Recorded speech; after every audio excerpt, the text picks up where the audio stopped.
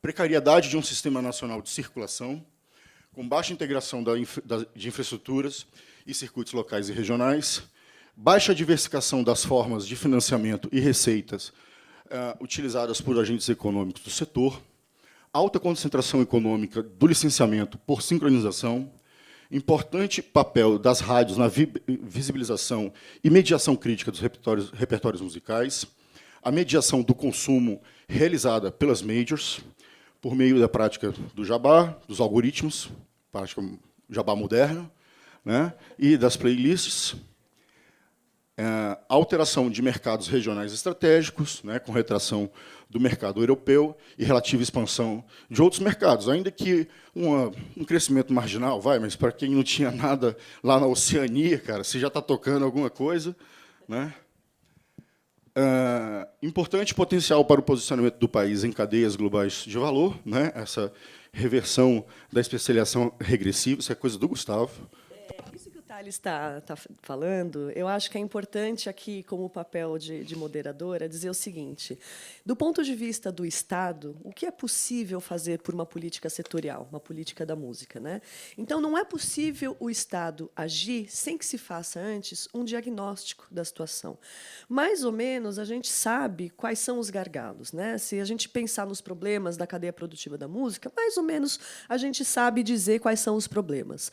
Mas isso não é suficiente. Quando a gente pensa na elaboração de uma política pelo Estado, no seu papel indutor, é necessário que se faça um diagnóstico preciso, que ultrapasse a questão do senso comum. E isso é muito difícil, porque a gente não tem pesquisas setoriais da música de fôlego para dar conta de fazer um diagnóstico de toda a cena, de toda a cadeia produtiva, identificando aonde estão os gargalos e aonde é possível atuar.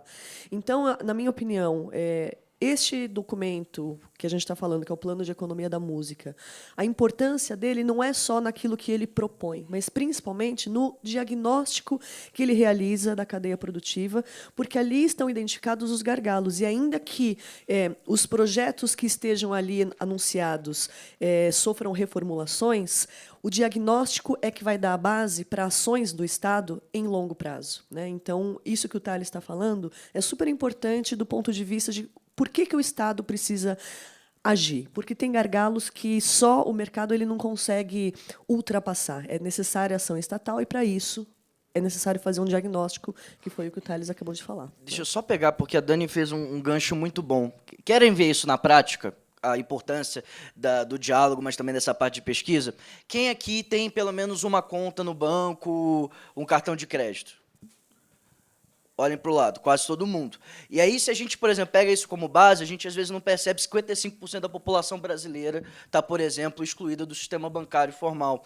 Então, assim, a importância do diagnóstico, ele é exatamente isso. Quando você consegue unir essa sensibilidade dos atores locais, mas é óbvio que sempre esses atores locais vão estar organizados em grupos de interesse, e é impossível a gente conseguir costurar todos esses grupos de interesses existentes. E é importante, então, plataformas como assim, como a gente já vem falando, conjugada essas leituras mais macroeconômicas, mais econométricas e tal, que não é um assunto muito chato.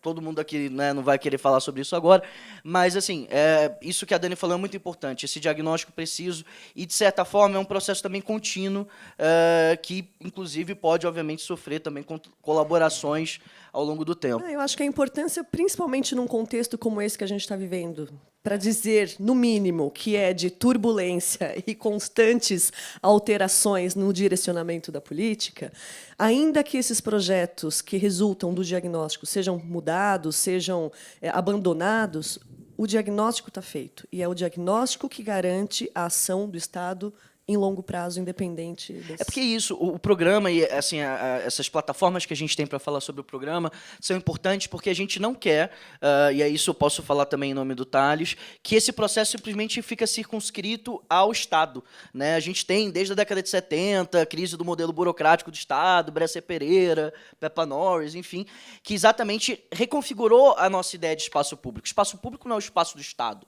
Espaço público é exatamente o encontro desses diversos atores sociais. Então, isso é muito importante e que esse tipo de iniciativa, os gargalos, as sistematizações realizadas, elas possam também ser instrumentos para a sociedade civil, seja para pressionar o governo, seja para, inclusive, desenvolver iniciativas sociais, horizontais, a partir dessa própria comunidade que se organiza. Bom, voltando, né? Então, a gente usou, aqui já está bem sintetizado, né? Essa apresentação o Gustavo fez com 96 slides, né? A apresentação original, com a descrição de como a gente chegou nesse fluxograma aqui, que, na verdade, é um resumo de uma árvore de problemas e de uma árvore de objetivos, né? Que são metodologias de gestão, enfim, com conceitos fáceis, né? Com práticas fáceis de identificação, né, desses gargalos e embaixo, né, e com os objetivos em cima, né? Então, a gente partindo então da identificação desse ponto, desse objetivo principal, nós chegamos então partindo das demandas, dos problemas, para chegar, então, em objetivos que apontem qual a direção das linhas de ação que vamos traduzir depois, né? Thales, lembrando só que o pessoal não precisa ficar preocupado em anotar tudo, porque esse documento ele é público, né? As informações que estão aqui estão no programa de economia da música, então só dá uma googlada lá, procurar que vai achar. E a apresentação também. Mas não façam download hoje, porque, Gustavo, a gente tem que corrigir aqueles erros de português que ficou lá, cara. Entendeu? Desculpa isso, você já... Foi antes de tudo. Foi exatamente antes de tudo e a gente publicou. Vamos explicar esse contexto histórico que eu acho que é importante. O lançamento desse documento foi no dia 3 de maio, foi isso? 5 de maio, no Rio de Janeiro. 5 de maio, no Rio de Janeiro, exatamente. Portanto, alguns dias antes de todo o processo que deu início à troca de comando, para dizer o mínimo, né? Então, havia um esforço grande do Ministério para concluir este documento antes que esse processo se deflagrasse, para garantir que esse diagnóstico e essas ações, esses projetos, fossem a público e se tornassem um documento oficial antes que todo o trabalho de uma década fosse, né, eventualmente colocado em risco, né? Bom, então, partindo da identificação de um objetivo, né, de um problema que se traduz num objetivo principal, que é estruturar e dinamizar e diversificar cadeias produtivas do setor musical brasileiro, né, fica essa coisa parecendo muito genérica, né? Então, para chegar nisso, partimos da identificação, né, desses oito problemas, né, esses 8 gargalos, né, ampliar e qualificar o acesso de agentes e empreendimentos do setor musical brasileiro a mecanismos de financiamento, ampliar e qualificar, diversificar a circulação e difusão nacional e internacional de bens e agentes do setor da música, desenvolver um ecossistema legal e regulatório que gere condições adequadas à economia da música e a seus agentes, promover a formação de competências técnicas e gerenciais aos agentes do campo da música necessárias ao fortalecimento e diversificação da sua dimensão econômica, melhorar as condições trabalhistas dos agentes econômicos do campo da música no Brasil, aperfeiçoar a estrutura tributária incidente no setor da música de forma a estimular o fortalecimento da sua dimensão econômica e aperfeiçoar o arcabouço de direitos autorais incidentes no setor musical brasileiro.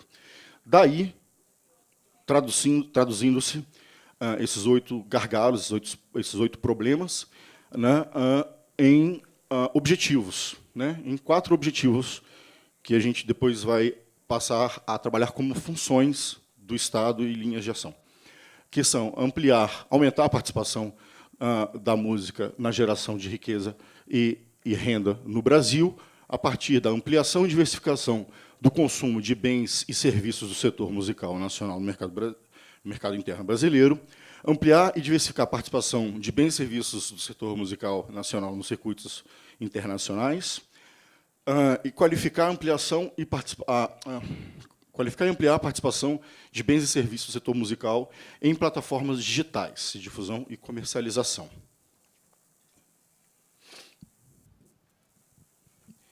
Gustavo, a gente também tem que rever esse negócio que está muito feio ainda, cara. Tem algum designer que se propõe a ajeitar essa porque são dois burocratas fazendo a apresentação, né? Pois é. Se alguém se oferecer aí, porque, cara, é feio esse negócio, Gustavo, pelo amor de Deus. Paga bem, já sai do link, já tem minha numeração, tá? Vamos lá. Bom, a gente, então, partiu, né, desse marco lógico delimitando, né, entre objetivos e resultados esperados, que a gente viu lá, né, e as estratégias políticas e de governança e participação que são possíveis para realizarmos aquilo que acabamos de falar, né, dentro de 3 abordagens, de 3 recortes de ambientes, né, de mercado interno, mercado internacional e ambiente digital, né, e o domínio aqui é, obviamente, o da música. Isso aqui é a tradução do trabalho, é uma síntese do trabalho que a gente fez no Programa Nacional de Economia da Cultura, que eu falei no começo, que é a referência conceitual, que é esta referência conceitual que aí a gente passa agora a abordar para as ações do domínio da música. Ela pode ser aplicada, né, em outros setores. Bom, a gente, então, chegou em 4 sistemas, partindo daquelas funções, né, propostas como definidas como típicas de Estado, sejam concorrentes, complementares, enfim, mas que chegamos em 4 sistemas de ações. Esses sistemas são o de regulação, ou seja, todas essas mediações que o Estado precisa fazer, né, com intervenções nas relações econômicas, de forma a torná-las mais justas, né? Então, aí a gente tem uma regulação, todos os tipos de regulação, que vão desde as questões mais antigas, né, trabalhistas e previdenciárias, até as questões de direitos autorais mais recentes, mais modernas, né? Um sistema de financiamento, e aí inclui todas as formas de investimento de recursos públicos ou privados, né, desde os mais tradicionais, que a gente já tem hoje, incentivo e fomento, né, até as que nós já estamos propondo, estudando, como as de crédito e microcrédito e as de fundos de investimento, espero, um dia, né. De crédito e microcrédito, inclusive a parte que eu tenho trabalhado lá na Coordenação de Sustentabilidade e Empreendedorismo, né, que é a continuação do trabalho da coordenação do Gustavo na gestão anterior. Oi? Pô, você falou que eu podia falar para cacete. E um sistema de formação, ou seja, todas as capacitações e formações, né, que são necessárias, principalmente aqui as gerenciais, as empreendedoras, as de gestão desses empreendimentos, e um sistema de pesquisa, desenvolvimento e inovação que vai aí desde o trabalho de levantamento socioeconômicos, micro e macroeconômicos das contas, né, nacionais, dos indicadores econômicos nacionais, até digamos, o apoio ao desenvolvimento de tecnologias e inovação. Dentro desses, vamos lá, dentro desses 4 sistemas, passei, né, Gustavo? A gente, então, identificou, dentro desses 4 sistemas, essa classificação já usual, já tradicional, definida pela Unesco, né, dos ciclos, do ciclo de cadeias produtivas, né, de criação, produção, difusão, circulação, promoção, consumo e acesso. Então, é identificar, dentro desses 4 sistemas, quais são, como se dão as ações que podem influenciar nesses elos das cadeias produtivas, no caso da música. A música é a única arte que tem 2 cadeias, né?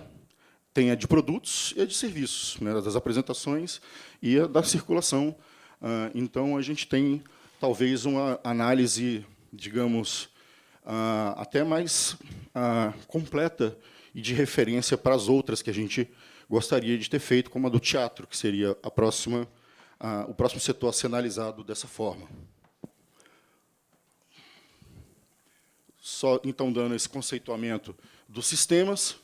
Os sistemas de financiamento são mecanismos e arranjos de apoio financeiro a empreendimentos e iniciativas culturais que estimulem a estruturação, a sustentabilidade e inovação das diferentes etapas dos ciclos econômicos. Né? O objetivo do financiamento é ampliar e diversificar e articular os arranjos públicos e privados e mecanismos de apoio financeiro voltados à sustentabilidade de processos culturais, né, que gerem externalidades positivas e alavancagem dos setores.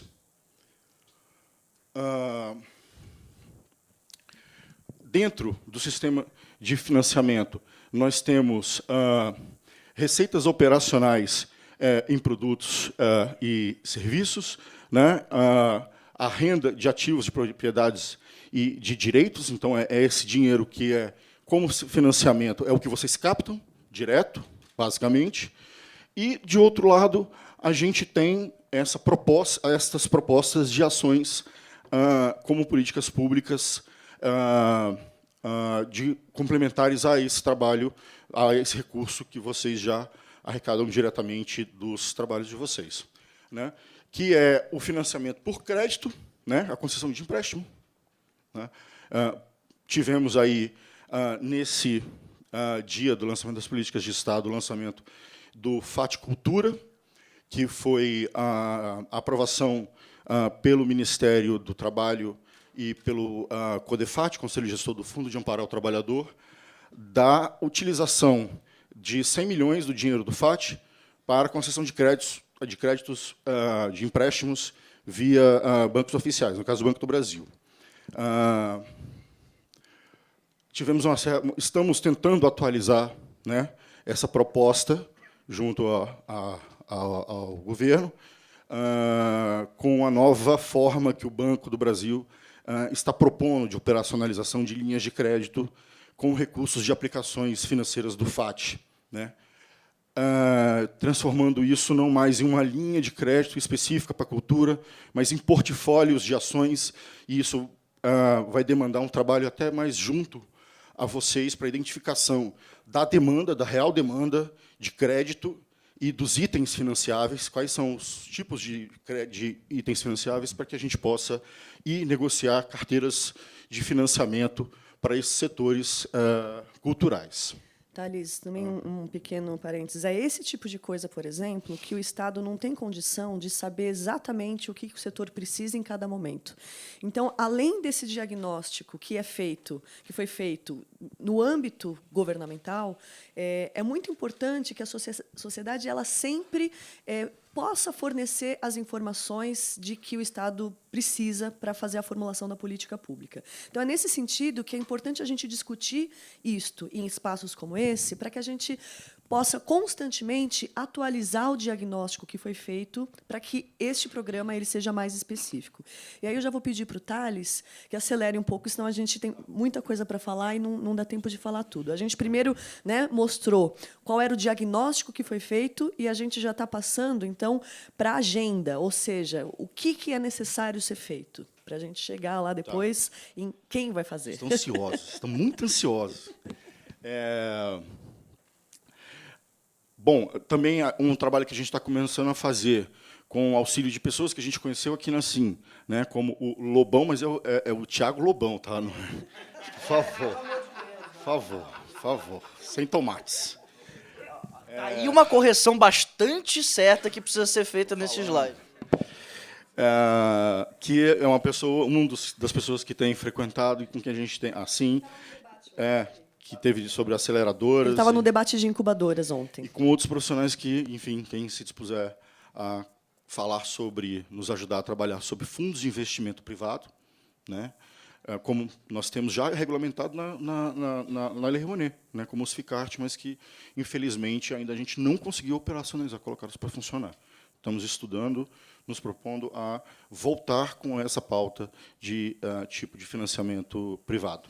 Né? E subvenções como incentivos fiscais, por exemplo, para concessão temporária de isenção fiscal para importação de equipamentos que não existem, tecnologias, bens de produção, né? Bens de capital e tecnologias que não existem no Brasil. Vamos lá dar um exemplo do nosso mundo. Fábrica de vinil. Né? Não existe máquina de vinil no país, não se fabrica. Então, temos que importar. Então, podemos sugerir tipos de subvenção junto à Câmara de Comércio Exterior para, assim como todo o setor produtivo brasileiro faz, para a concessão temporária dessa isenção fiscal para importação de bens de capital. Gustavo, como que a gente vai fazer? Pouco tempo. Vamos para a conceituação dos negócios. Eu sugeriria a gente talvez destacar um de cada um dos sistemas, sendo que o do financiamento você já falou um pouco de maneira exaustiva. Pega um de cada sistema e só para, enfim, exemplificar para a galera, porque eu acho que a discussão principal é a agência hoje. Porque, de qualquer maneira, tudo que está aqui está publicado no documento e acho que vocês poderão consultar. Tá. Né? Beleza.